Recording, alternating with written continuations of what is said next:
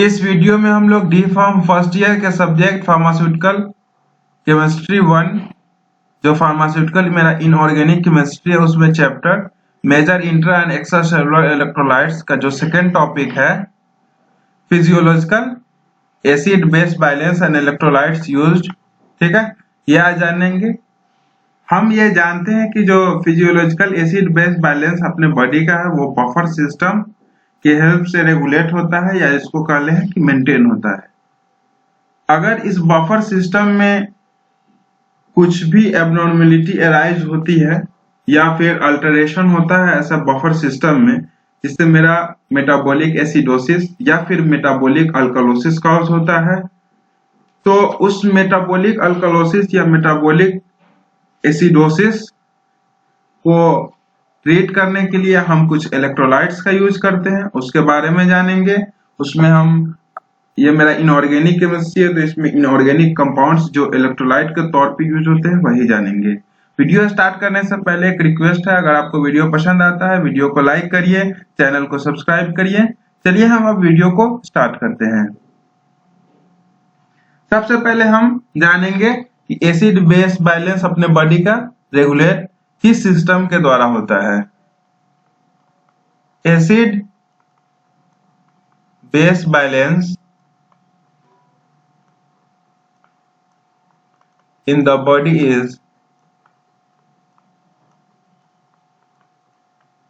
well regulated and maintained by the buffer system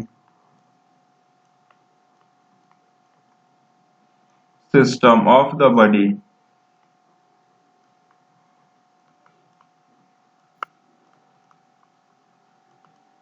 हम ये भी जानते हैं कि जो मेटाबॉलिक रिएक्शन होता है अपने बॉडी में वो एक सर्टेन पीएच रेंजेस में होता है जो बेसिकली हल्की सी अल्कलाइन होती है, ठीक है। 7.3 टू 7.4 पीएच वैल्यू के रेंज में ही बेसिकली जो मेरा अक्सर जो मेटाबॉलिक रिएक्शन होता है बॉडी का वो होता है।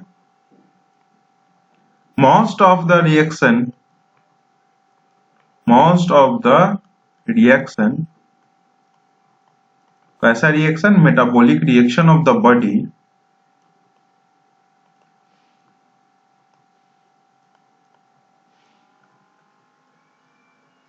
takes place within a range of pH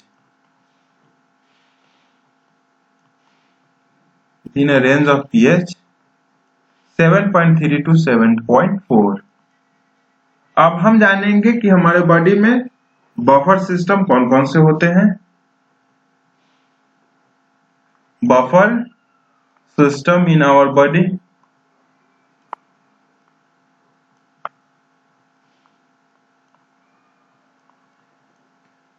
first जो बफर सिस्टम होता है हमारा वो हमारा है bicarbonate carbonic acid buffer system. Bicarbonate और कार्बोनिक एसिड हमारा फर्स्ट बफर सिस्टम है। बाइकार्बोनेट HCO3 और कार्बोनिक एसिड H2CO3। ये कहां पे अकर करता है? इट अकर्स इन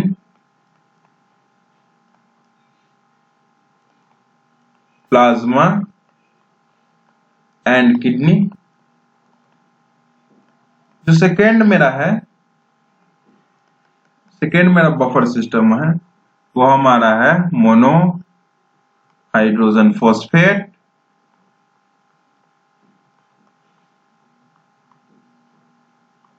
या फिर डाई हाइड्रोजन फॉस्फेट।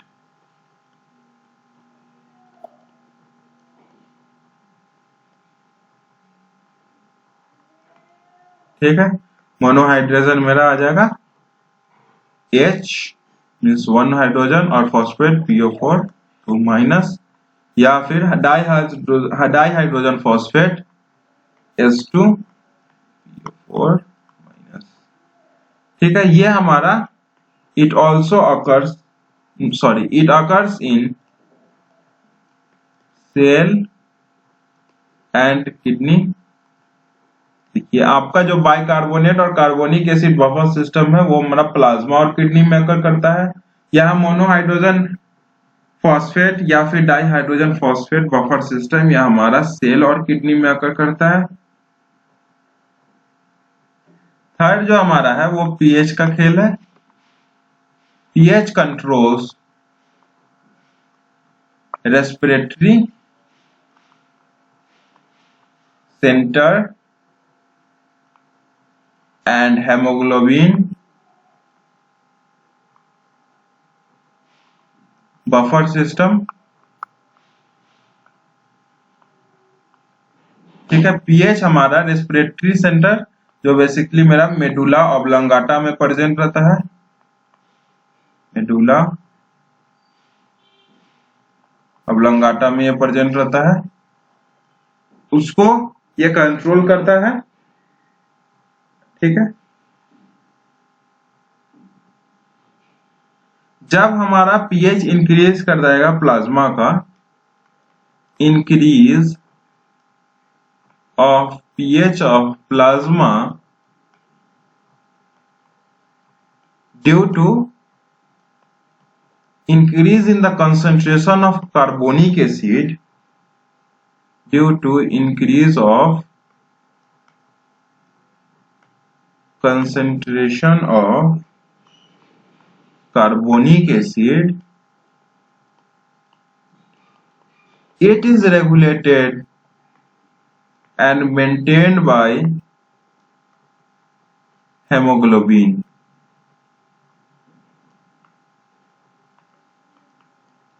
ठीक है, यह हमारा यहां से जब कार्बोनिक एसिड का कंसंट्रेशन हाई हो जाएगा तो जब हेमोग्लोबिन रेगुलेट करेगा पोटेशियम के प्रेजेंस में तो हमारा बाइकार्बोनिक आयंस बन जाएगा रिएक्शन, और वो बाइकार्बोनेट आयंस जो है वो फर्दर डिफ्यूज आउट हो जाएगा और क्लोराइड आयंस प्रेजेंट हो जाएगा। अब हम ये जानेंगे कि बफर सिस्टम जाननी है, एसिड बेस बैलेंस के बारे में जाननी है। तो ये बफर सिस्टम का जो अल्टरेशन होगा उससे क्या क्या कंडीशन आ जाएगा, कॉज करेगा, ये अब हम जानेंगे। Alteration in these buffer system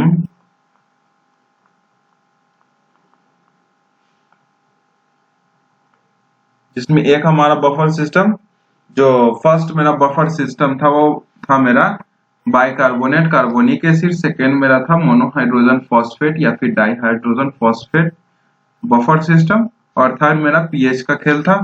तो जब इस बफर सिस्टम में जब अल्टरेशन हो जाएगा तो कुछ कंडीशंस काउज कर जाएगा। जो हमारा फर्स्ट कंडीशन वो होगा वो मेरा मेटाबॉलिक एसिडोसिस होगा और सेकंड मेरा मेटाबॉलिक अल्कलोसिस होगा। Alteration in this buffer system leads to some conditions like first condition हमारा मेटाबॉलिक एसिडोसिस होगा, और जो मेरा सेकेंड कंडीशन है वो हमारा मेटाबॉलिक अल्कलोसिस हो जाएगा। अब हम मेटाबॉलिक एसिडोसिस के बारे में जाने तो मेटाबॉलिक एसिडोसिस एक वैसा कंडीशन है जिसमें मेटाबॉलिक एसिड्स का एक्सक्रीशन किडनी से नहीं हो पाता है, जिससे हमारा जो पीएच लेवल है वो कम हो जाता है, या मीन्स दैट उसको हम ये बोल सकते हैं कि पीएच एसिडिक हो जाता है प्लाज्मा का। इसको एक और लैंग्वेज में समझे तो excessive quantities of metabolic acids का फॉर्मुलेशन होता है जिसको किडनी एक्सक्रीट आउट करने में फेल हो जाता है। इस कारण हमारा मेटाबॉलिक एसिडोसिस होता है। Metabolic acidosis is a condition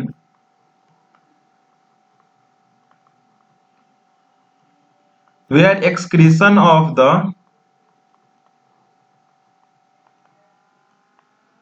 the metabolic acids,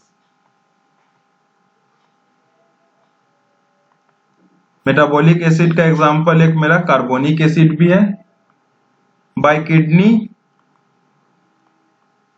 get failed leading to the acidic pH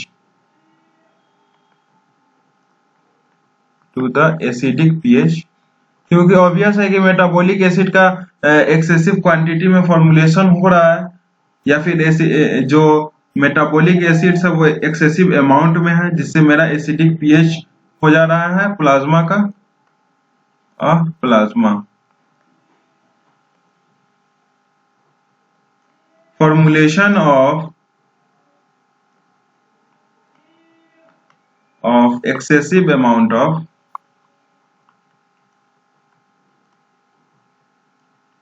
excessive quantities या कह लें या amount कह लें, amount of metabolic acids, for example मेरा कार्बोनिक एसिड। एक ऐसा भी कंडीशन होता है जिसमें बेस का बॉडी से लॉस हो जाता है, in the case vomiting, diarrhoea और डायबिटीज में। इस कारण भी मेटाबॉलिक एसिडोसिस हो जाता है, loss of base from body fluids under certain conditions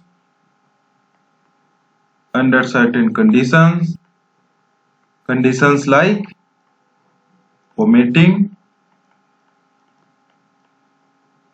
diarrhea, diabetes,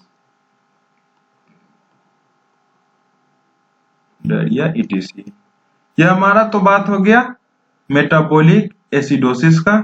अब जो मेरा सेकेंड केस एराइज हुआ था अल्टरेशन ऑफ बफर सिस्टम में, वो मेरा था मेटाबॉलिक अल्कलोसिस। अब मेटाबॉलिक अल्कलोसिस कैसे काज हो जाता है? इट में रिजल्ट बिकॉज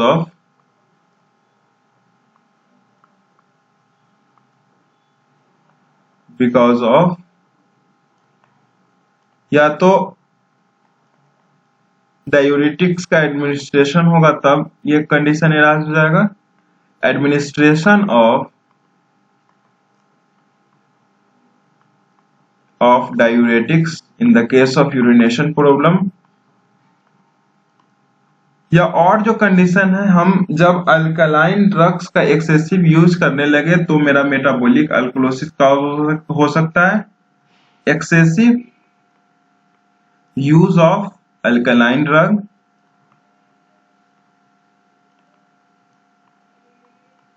और भी एक मेरा केस है, ये जो केस है इसमें अगर जो अनायंस है, फॉर एग्जांपल क्लोराइड का अगर लॉस ज्यादा होगा, इससे भी मेरा मेटाबॉलिक अल्कलोसिस का हो सकता है। लॉस ऑफ क्लोराइड आयंस, इस केसेस में भी हमारा मेटाबॉलिक अल्कलोसिस हो सकता है। अब जो ये अल्टरेशन जो लीडिंग कॉज कर रहा है, जैसे मेटाबॉलिक एसिडोसिस या मेटाबॉलिक अल्कलोसिस कॉज कर रहा है, इसको क्रिएट करने के लिए कुछ इनऑर्गेनिक कंपाउंड्स को यूज करते हैं, जिससे हमारा एसिड बेस बैलेंस कंट्रोल रह सके, बफर सिस्टम का अल्टरेशन ना हो। Therefore the conditions of acidosis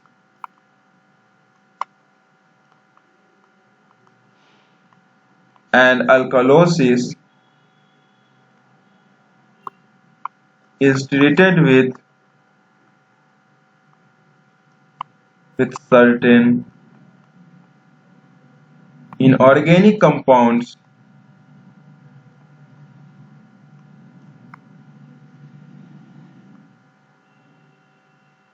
to control the acid base balance, compounds to control the acid base balance.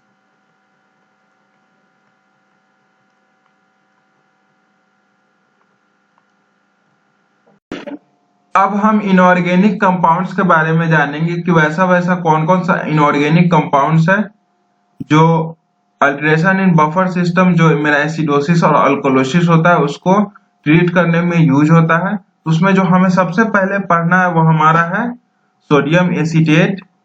ठीक है, तो सोडियम एसीटेट के बारे में हम हमेशा की तरह उसके सभी चीज जानेंगे, जैसे फॉर्मूला क्या होता है, सोडियम एसीटेट में कितना सोडियम एसीटेट होना चाहिए, प्रॉपर्टीज जानेंगे, यूजेस जानेंगे। सबसे पहले हम फॉर्मूला जानते हैं, आखिर सोडियम एसीटेट का फॉर्मूला क्या होता है। तो जो एनहाइड्रस फॉर्म का फॉर्मूला है वो है मेरा CH3COONA। ये हमारा आपको यहाँ से ये लग रहा होगा ये सोडियम साल्ट है एसिटिक एसिड का, लेकिन ये ट्राईहाइड्रेट फॉर्म में रहता है, वो इसलिए इसमें 3 वाटर मॉलिक्यूल्स ऐड होगा। यह हमारा सोडियम एसीटेट का फॉर्मूला है, इसको हम सोडियम एसीटेट ट्राईहाइड्रेट भी कहते हैं। Sodium acetate, it is the sodium salt of acetic acid and it is obtained as trihydrate।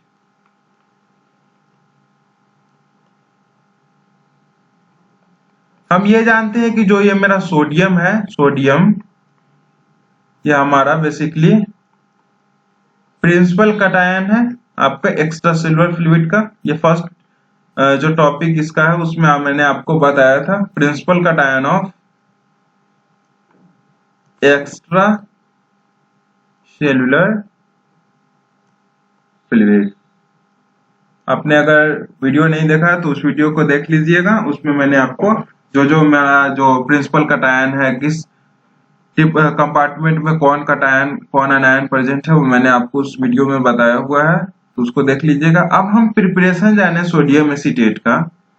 तो sodium acetate is prepared by neutralising acetic acid with sodium carbonate. Prepared by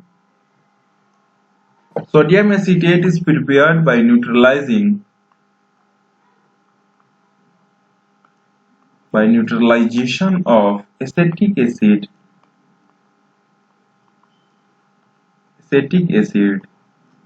with sodium carbonate। इसके बाद हमें potassium acetate के बारे में भी जानना है, तो वो भी हमारा एसिटिक एसिड का पोटेशियम साल्ट है। तो हम अभी ये जानते हैं prepared by neutralization of acetic acid with sodium carbonate. इसका रिएक्शन हम देख लें। रिएक्शन हमारा होगा, सबसे पहले हम एसिटिक एसिड लेंगे, उसको न्यूट्रलाइज करना है हमें सोडियम कार्बोनेट से। सोडियम कार्बोनेट से ये हमारा यहाँ से क्रिस्टलाइज फॉर्म में हमें यहाँ से सोडियम एसीटेट मिल जाएगा। CO2 का लिबरेशन होगा और वाटर मॉलिक्यूल्स मिलेगा। ये हमारा रिएक्शन को मेंटेन करें, बैलेंस कर लें हम, क्रिस्टल आउट। हमारा क्रिस्टल के फॉर्म में हमारा मिल जाएगा सोडियम एसीटेट। यह हमारा रिएक्शन भी हो गया प्रिपरेशन का। अब आगे बढ़े तो हम प्रॉपर्टीज जानेंगे। तो फर्स्ट प्रॉपर्टी है हमारा हाइग्रोस्कोपिक पाउडर के फॉर्म में यह प्रेजेंट होता है। हाइड्रोस्कोपिक पाउडर है हमारा sodium acetate. Colourless and odourless crystalline powder रहता है ये, colourless and odourless crystalline powder. Crystalline, amorphous नहीं है, क्रिस्टलाइन है, याद रखना है आपको। और सॉल्युबिलिटी के बारे में बात करें तो सॉल्युबल है वाटर में, ज्यादा सॉल्युबल है, मतलब फ्रीली सॉल्युबल है वाटर में, और अल्कोहल में भी सॉल्युबल है, बट वाटर से कम अल्कोहल में सॉल्युबल है, और इनसॉल्युबल है ईथर में। मेल्टिंग पॉइंट जाने हम, सोडियम एसीटेट का जो मेल्टिंग पॉइंट है वो हमारा 324 डिग्री सेल्सियस है, काफी ज्यादा है। और अगर इसको हम हीट करें, एक्शन ऑफ हीट देखें, तो जब इसको हम 120 डिग्री सेल्सियस पे हीट करेंगे तो हमारा जो ट्राईहाइड्रेट फॉर्म में जो सोडियम एसीटेट था वो हमारा एनहाइड्रस फॉर्म में चला जाएगा। जो ट्राईहाइड्रेट मेरा एसिटिक एसिड था, इसको हम हीट करेंगे 120 डिग्री सेल्सियस से ऊपर या उतना पे, ये हमें एनहाइड्रस फॉर्म में हमें सोडियम एसीटेट मिल जाएगा। ये ट्राईहाइड्रेट था, ये मेरा एनहाइड्रस है, वो वाटर मॉलिक्यूल्स इसमें नहीं है, ठीक है। और हम बात करें प्रॉपर्टीज का, तो मेरा 7th प्रॉपर्टी मैं यहां लिख रहा हूं, जो एक्वस सॉल्यूशन का जो पीएच है 1% एक्वस सॉल्यूशन, उसका जो पीएच है वो हमारा 8 से लेकर 9.5 तक है। So aqueous solution alkaline in nature है, ठीक है। प्रॉपर्टीज के बाद हम अब यूजेस जाने, तो सोडियम एसीटेट का एज अ एसिडक्टेंट के तौर पे यूज होता है फूड में, एसिडक्टेंट इन फूड, फूड एडिटिव के तौर पे यूज होता है। अब जो बेसिकली मेरा यूज है वो हम जाने, तो मेटाबॉलिक एसिडोसिस के ट्रीटमेंट में भी यूज होता है, इफेक्टिव बफर।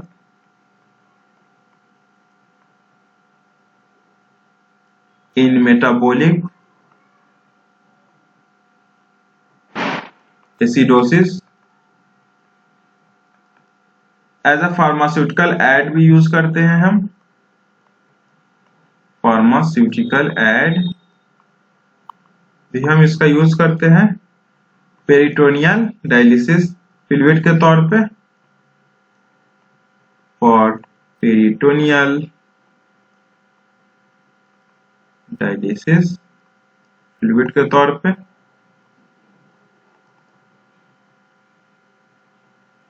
और भी दूसरे इलेक्ट्रोलाइट्स के साथ इसको एज यूज करते हैं एज आईवी इन्फ्यूजन, ठीक है।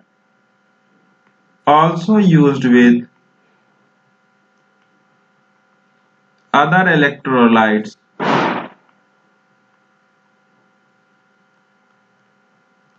by IV infusion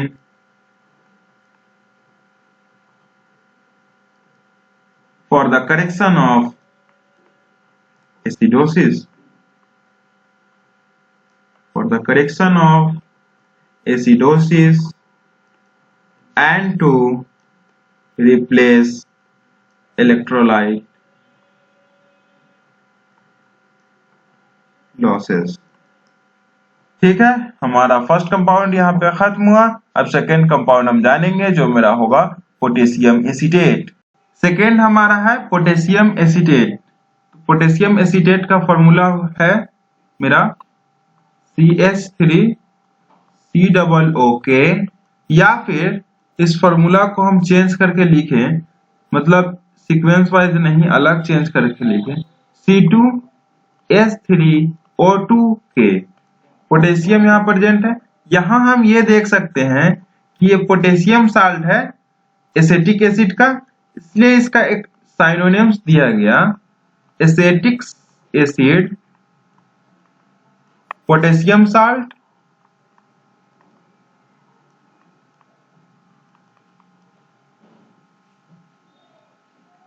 potassium acetate जो हम कंपाउंड लेंगे उसमें 99 to 101% हमें पोटेशियम एसीटेट रहना चाहिए, तभी वो एक ऑफिशियल मेरा कंपाउंड होगा। It contains 99 to 101% of potassium acetate. अब हम प्रिपरेशंस जाने। तो जैसे हम सोडियम एसीटेट को प्रिपेयर कर रहे थे, जैसे एसिटिक एसिड को हम न्यूट्रलाइज कर रहे थे, तो वहां पे सोडियम कार्बोनेट से कर रहे थे न्यूट्रलाइज, यहाँ पे उसको हम पोटेशियम कार्बोनेट के साथ न्यूट्रलाइज करेंगे। इट इज प्रिपेयर्ड बाय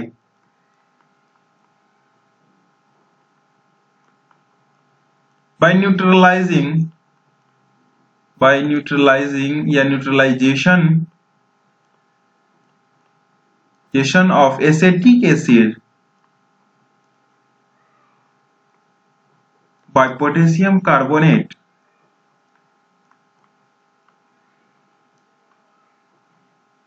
अगर हम रिएक्शन देखें इस प्रिपरेशन का, तो हमारा एसिटिक एसिड CH3COOH, मेरा पोटेशियम कार्बोनेट K2CO3, जब रिएक्शन होगी, जब न्यूट्रलाइजेशन होगी, तो हमें मिलेगा CH3COOK, मेरा एसिटिक एसिड पोटेशियम साल्ट या पोटेशियम एसीटेट, और लिबरेशन होगा कार्बन डाइऑक्साइड का और हमें वाटर मॉलिक्यूल्स मिलेगा।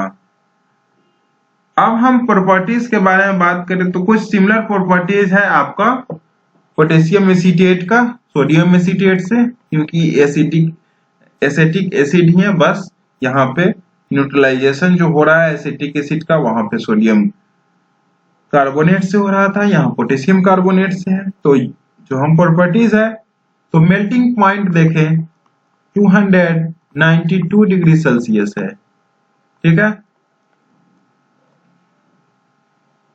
कलरलेस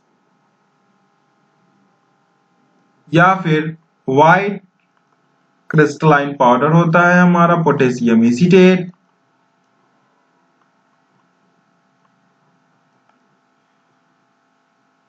यह हमारा ऑर्डरलेस होता है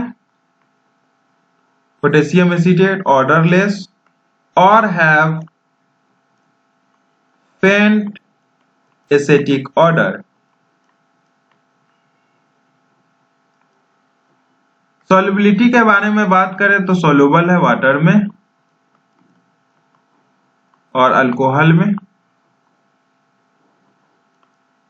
पीएच के बारे में जाने तो पीएच जो है आपके एसिड पोटेशियम एसीटेट का वो है 7.5 to 9 एक्वस सॉल्यूशन का।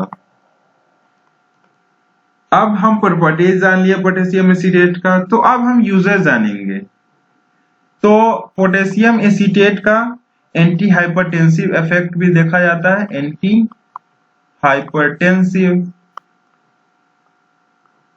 इफेक्ट। जब पोटेशियम एसीटेट को एज ए न्यूट्रिशन सप्लीमेंट लेंगे तो ये हाइपोकैलेमिया से प्रिवेंट करेगा। when potassium acetate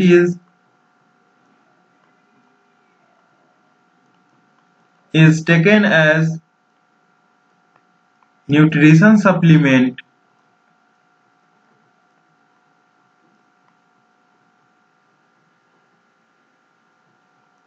it may prevent hypokalemia, means that deficiency of potassium को ये सही करेगा। डायूरेटिक एक्शन भी शो करता है और यूरिनरी अल्कलाइजर है,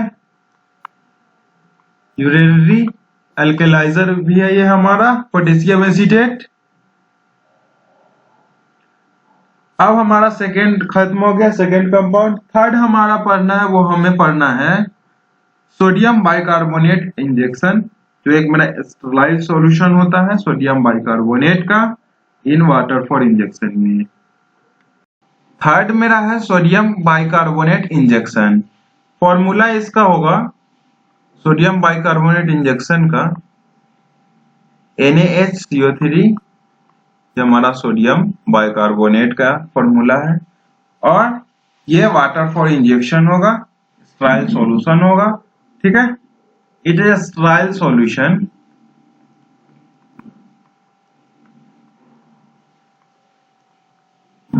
sterile solution of sodium bicarbonate in WFI। WFI का मतलब वाटर और इंजेक्शन।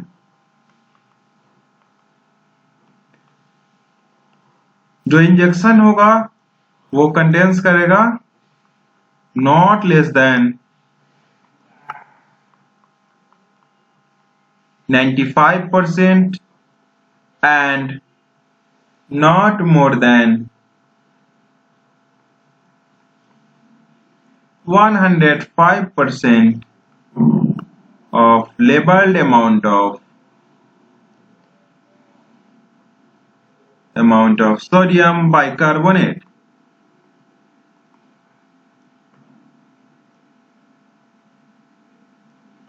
यहाँ तक क्लियर है। अब हम प्रिपरेशंस के बारे में जाने तो हमें सोडियम बाइकार्बोनेट का प्रिपरेशन जानना है। तो हम सबसे पहले सोडियम हाइड्रोक्साइड को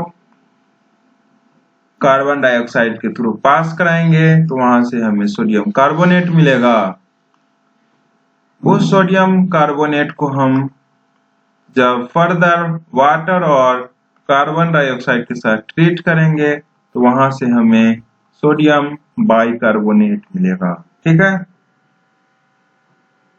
प्रॉपर्टीज हम जाने सोडियम बाइकार्बोनेट का। ये बेसिकली ये कंपाउंड हम आपको एंटासिड में भी बता चुके हैं, तो अब हम प्रॉपर्टीज जानते हैं। तो ये सोडियम बाइकार्बोनेट हमारा व्हाइट क्रिस्टलाइन पाउडर होता है। White crystalline powder. सॉल्युबिलिटी के बारे में बात करें तो सॉल्युबल है वाटर में,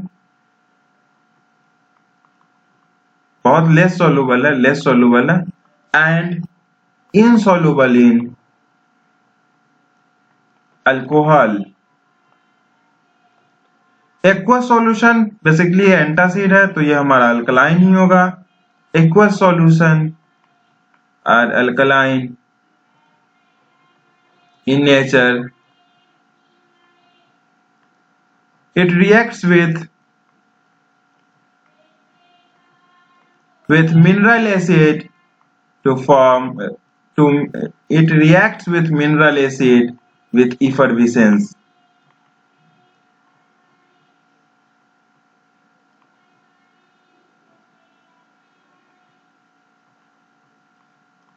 यूजेस के बारे में हम बात करें सोडियम बाइकार्बोनेट इंजेक्शन का, तो ये हमारा एज एंटासिड यूज होता है to reduce gastric hyperacidity।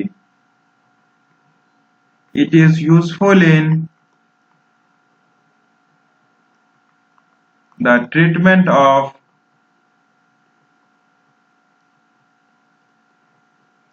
systematic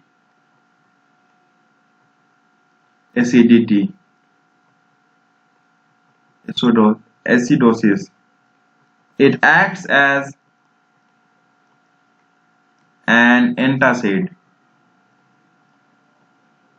अब फोर्थ कंपाउंड हमारा है वो हमारा है सोडियम सिट्रेट। उसके बारे में हम बात करें तो सोडियम सिट्रेट जिसका फॉर्मूला हमारा ये है, आप फॉर्मूला को अच्छे से देखिएगा तो ये बेसिकली साइट्रिक एसिड से मिलता जुलता कुछ फॉर्मूला है। यहाँ पे साइट्रिक एसिड में जो हाइड्रोजन होता है उसको यहाँ पे सोडियम से रिप्लेस करा गया है। तो सोडियम सिट्रेट के बारे में जाने तो सोडियम सिट्रेट मेरा ट्राई सोडियम, 3 सोडियम है। Sodium citrate is a trisodium 2 hydroxy, ये सेकेंड ये पे है 2 hydroxy propane 1 2 3 try carboxylate dihydrate, इसमें 2 वाटर मॉलिक्यूल्स है। जो सोडियम सिट्रेट जो पाउडर है, बेसिकली वो जो पाउडर हम लेंगे उसमें 99 to 101% सोडियम सिट्रेट होना चाहिए। Contains about 99 to 101% of sodium citrate।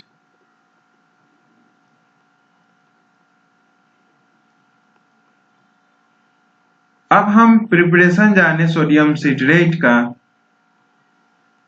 तो sodium citrate is prepared by neutralizing solution of citric acid with sodium carbonate and further crystallizing the product. It is prepared by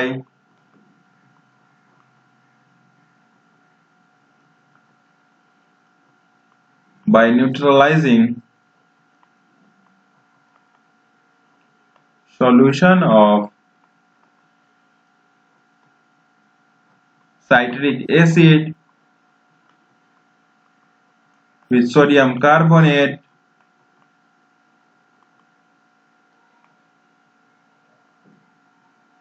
and crystallizing the obtained product।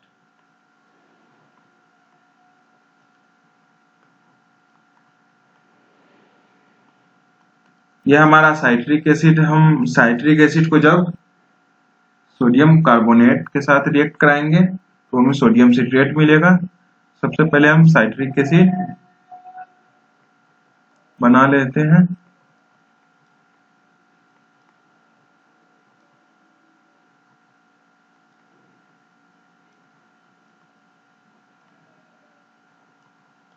Citric acid हमारा है और sodium carbonate Na2CO3 जब react होगा तो हमें sodium citrate मिलेगा।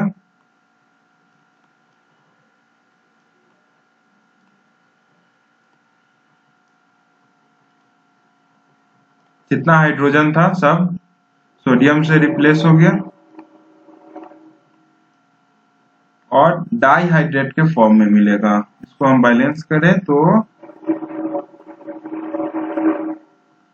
यहाँ dihydrate के फॉर्म में नहीं मिलेगा, यहाँ आपको ट्राइहाइड्रेट के फॉर्म में मिलेगा और 3 मॉलिक्यूल्स ऑफ कार्बन डाइऑक्साइड का लिबरेशन होगा। बैलेंस करें, यहाँ पे 3 आएगा तब होगा बैलेंस। अब हम प्रिपरेशन जानिए, अब हम प्रॉपर्टीज जानते हैं सोडियम सिट्रेट का। तो ये कलरलेस क्रिस्टलाइन पाउडर होता है।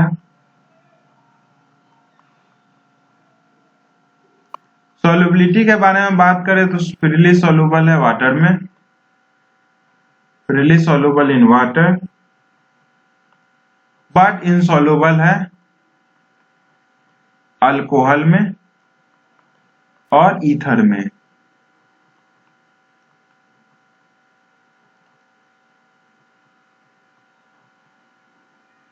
इसको स्टोर करना है एयर टाइट कंटेनर में, stored in air tight container.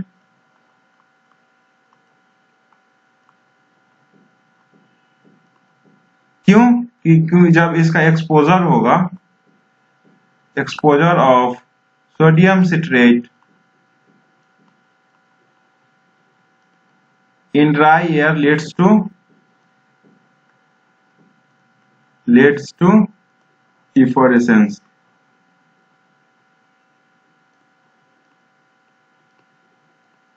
ठीक है, इसलिए इसको एयर टाइट कंटेनर में हमें स्टोर करना है। जब इसको हम हीट करेंगे, जो डाइहाइड्रेट फॉर्म में जो हमें सोडियम सिट्रेट था उसको जब हम हीट करेंगे 150 डिग्री सेल्सियस पे on heating at 150 degree Celsius it converts into anhydrous form। अगर हाई टेम्परेचर पे हीट करेंगे तो हमें सोडियम कार्बोनेट का रेसिड्यू मिलेगा और कार्बन डाइऑक्साइड का इवोल्यूशन होगा। यूजेस के बारे में हम जाने तो सोडियम सिट्रेट का यूज है कि इसको हम as a anti clotting agent use करते हैं। यह हमें एंटी क्लॉटिंग प्रॉपर्टीज शो करता है।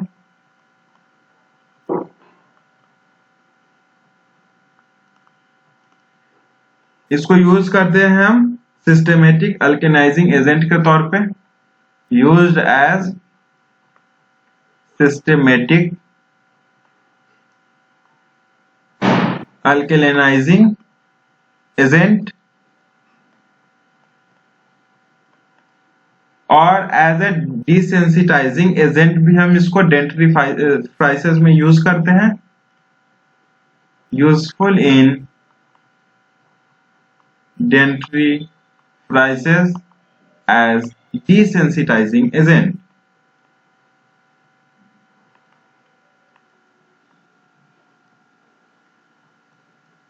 अब जो हमें नेक्स्ट कंपाउंड पढ़ना है वो हमें पढ़ना है पोटेशियम सिट्रेट के बारे में। हमें सोडियम सिट्रेट के बाद पोटेशियम सिट्रेट के बारे में पढ़ना है। फिफ्थ कंपाउंड मेरा है potassium citrate. Potassium citrate sodium citrate के तौर पे ही मेरा साइट्रिक एसिड में बस जो यहाँ पे हाइड्रोजन था उसको पोटेशियम से रिप्लेस करा गया है। ये भी साइट्रिक एसिड का न्यूट्रलाइजेशन इसमें भी होता है। वहां पे सोडियम कार्बोनेट से हो रहा था, यहाँ पे पोटेशियम कार्बोनेट से होगा। तो potassium citrate it is a tripotassium salt of citric acid monohydrate, salt of citric acid, और ये सिंगल इसमें वाटर मॉलिक्यूल्स रहता है इसलिए मोनोहाइड्रेट है।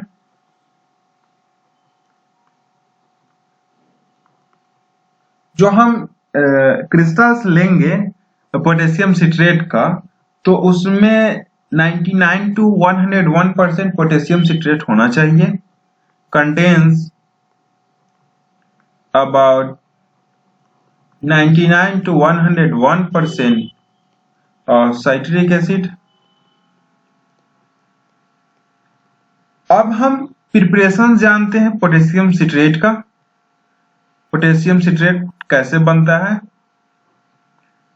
Potassium citrate is prepared by neutralising a solution of citric acid with potassium carbonate।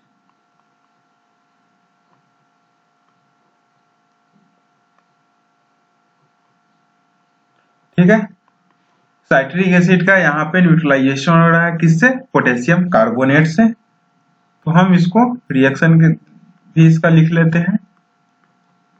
ये हमारा citric acid है।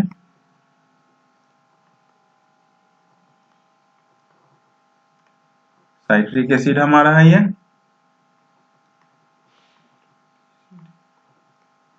इसका रिएक्शन मींस दैट न्यूट्रलाइजेशन होगा K2CO3 से। तो हमें यहां से पोटेशियम सिट्रेट मिल जाएगा। यहाँ पे जितना जगह हाइड्रोजन था वो पोटेशियम से क्रॉस आउट हो जाएगा और 3 मॉलिक्यूल्स ऑफ वाटर मिलेगा और कार्बन डाइऑक्साइड का इवोल्यूशन होगा। अब बैलेंस करेंगे तो यहाँ 3 से हो जाएगा बैलेंस। तो हमारा ये प्रिपरेशन हो गया, ये हमारा पोटेशियम सिट्रेट हो गया। अब हम प्रॉपर्टीज जानेंगे पोटेशियम सिट्रेट का। तो potassium citrate transparent, colourless, means that transparent, odourless, hygroscopic crystal होता है।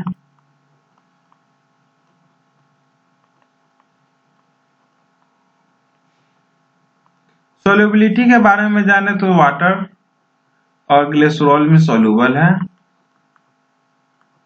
वाटर एंड ग्लिसरॉल, और इनसोल्यूबल है अल्कोहल में, इनसोल्यूबल इन अल्कोहल। और एक्वस सॉल्यूशन जो होता है पोटेशियम सिट्रेट का वो अल्कलाइन होता है slightly. Aqueous solution of potassium citrate is slightly alkaline.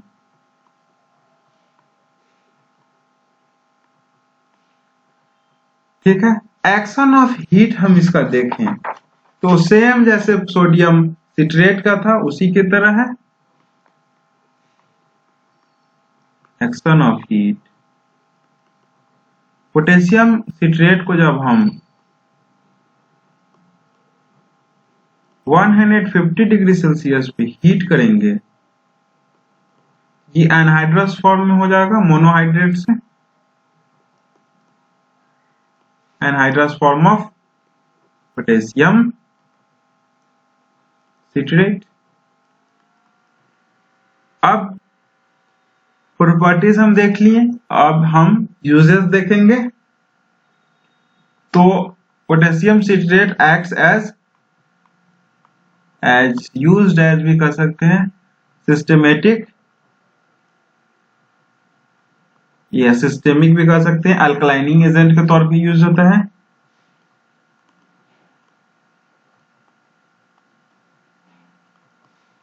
Antacid के तौर पे यूज होता है, एंटासिड जो रिड्यूस करता है गैस्ट्रिक एसिडिटी को। और एक्सपेक्टोरेंट के तौर पे एक्ट करता है, ये एक्सपेक्टोरेंट एक्शन भी इसका रहता है। फर्दर डायूरेटिक्स के तौर पे इसका यूज हो सकता है, डायूरेटिक एक्शन भी रहता है इसके पास। और जो इन्फ्लामेशन ब्लैडर का होता है, जिससे पेन होता है, उससे रिलीफ भी दिलाता है आपको। Potassium citrate gives relief from painful irritation caused by inflammation of bladder, जिसको हम साइस्टिस भी कहते हैं। इन्फ्लामेशन ऑफ ब्लैडर को क्या कहते हैं? साइस्टिटिस। ठीक है, अब हमारा जो फर्दर नेक्स्ट कंपाउंड है वो हमारा है सोडियम लैक्टेट इंजेक्शन। उसके बारे में अब जानते हैं। सोडियम लैक्टेट इंजेक्शन, फॉर्मूला आपका सोडियम लैक्टेट इंजेक्शन का ये है। कंपोजिशन हम सोडियम लैक्टेट इंजेक्शन का देखें तो लैक्टिक एसिड 14 ml रहता है, सोडियम हाइड्रोक्साइड 6.7 ग्राम रहता है, डाइल्यूट HCl क्वांटिटी सफिशिएंट रहता है, और 400 वाटर फॉर इंजेक्शन रहता है।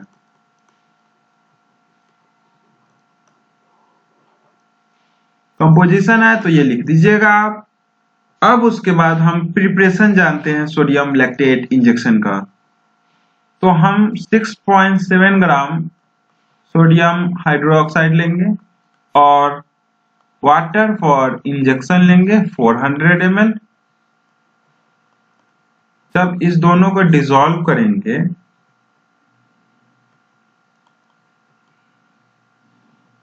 उसमें हम लैक्टिक एसिड डालेंगे, एडिंग लैक्टिक एसिड। उसको फिर हम ऑटोक्लेव करेंगे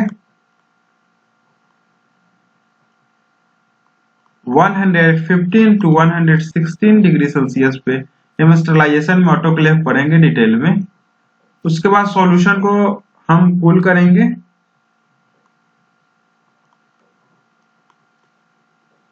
उस सॉल्यूशन को कूल करने के बाद उसमें हम डाइल्यूट HCl ऐड करेंगे क्वांटिटी सफिशिएंट। उसके बाद उसमें सफिशिएंट अमाउंट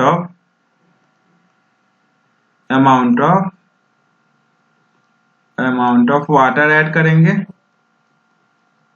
टिल 1000 ml तक। ठीक है, डाइल्यूट HCl इतना ऐड करना है कि एसिडिक मीडियम ही रहे सॉल्यूशन का। उसके बाद फिल्टर कर लेंगे हम एंड स्टरलाइज्ड भी होगा जो एकदम इमीडिएटली।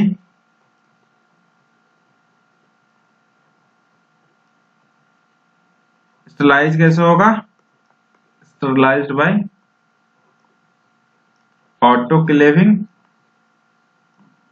यह हमारा प्रिपरेशन हो गया सोडियम लैक्टेट इंजेक्शन का। प्रॉपर्टीज जाने तो सोडियम लैक्टेट इंजेक्शन हमारा क्लियर सॉल्यूशन रहता है, क्लियर कलरलेस सॉल्यूशन। स्टोरेज जाने तो स्टोर होता है ये सिंगल डोज कंटेनर में, store in single dose container, ampoules ये सब में। अब जो कंटेनर होगा या तो वो ग्लास का होगा या फिर प्लास्टिक का हो सकता है। यूजेस इलेक्ट्रोलाइट रिप्लेंसर के तौर पे सोडियम लैक्टेट इंजेक्शन यूज होता है, इलेक्ट्रोलाइट रिप्लेंसर। और फ्लूइड न्यूट्रिएंट्स है ये, फ्लूइड न्यूट्रिएंट्स। जब कोई पेशेंट अनकॉन्शियस रहता है जिसको मतलब कोई न्यूट्रिएंट्स नहीं ले सकता है तो सोडियम लैक्टेट इंजेक्शन आईवी के रूट से दिया जाता है, आईवी ट्रांसफ्यूजन के रूट से दिया जाता है। तो ये फ्लूइड न्यूट्रिएंट्स के तौर भी एक्ट करता है। मेरा जो लास्ट हमें जो कंपाउंड पढ़ना है वो अमोनियम क्लोराइड इंजेक्शन ही है। ठीक है, तो अमोनियम क्लोराइड इंजेक्शन एक स्टरलाइज सॉल्यूशन होता है अमोनियम क्लोराइड का वाटर फॉर इंजेक्शन में। Sterilize solution of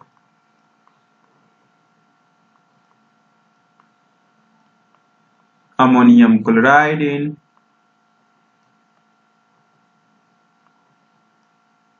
in water for injection.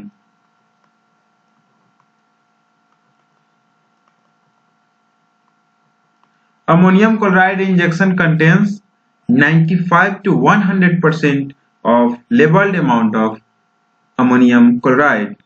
It contains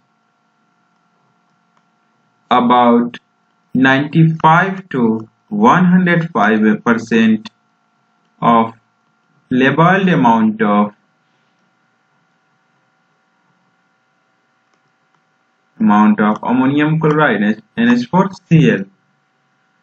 uses हम अमोनियम क्लोराइड इंजेक्शन का जाने। अमोनियम आयंस जो होता है, अमोनियम आयंस जो प्रेजेंट होता है अमोनियम क्लोराइड इंजेक्शन में is important in maintenance of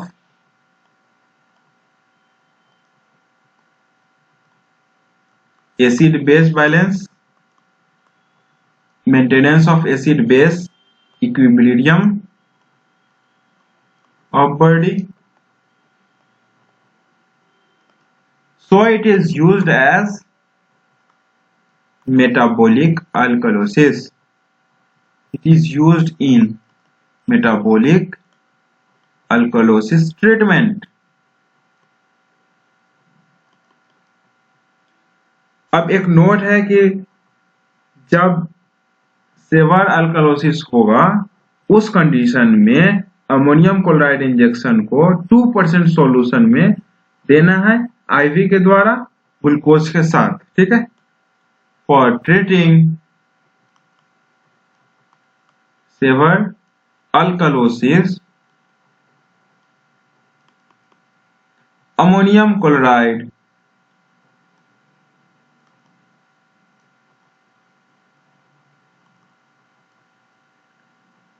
is administered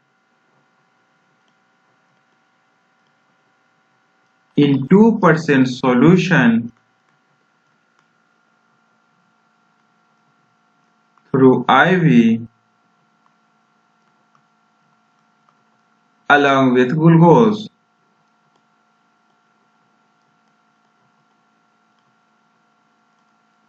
जब लार्ज डोजेज में हम लेंगे अमोनियम क्लोराइड इंजेक्शन का लार्ज डोज लेंगे, large dose produces diuresis action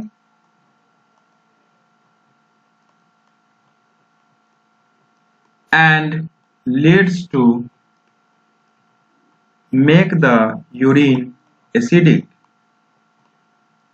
इसलिए इसका लार्ज डोज नुकसानदेह भी है, इसलिए एक ऑप्टिमम डोज इसका लेना है। आपका यह सेकेंड टॉपिक जो फिजियोलॉजिकल एसिड बेस बैलेंस था और जो इसमें आपका इलेक्ट्रोलाइट्स जो बफर सिस्टम के अल्टरेशन को जैसे मेटाबॉलिक अल्कलोसिस और मेटाबॉलिक एसिडोसिस के ट्रीटमेंट में जितना इलेक्ट्रोलाइट्स आपको पढ़ना था जो यूज होता है ट्रीटमेंट में, वो आपने यहाँ पे पढ़ लिया। होप आपको ये वीडियो पसंद आई होगी। वीडियो पसंद आई तो वीडियो को लाइक करिए, चैनल को सब्सक्राइब करिए। Keep supporting. Thank you.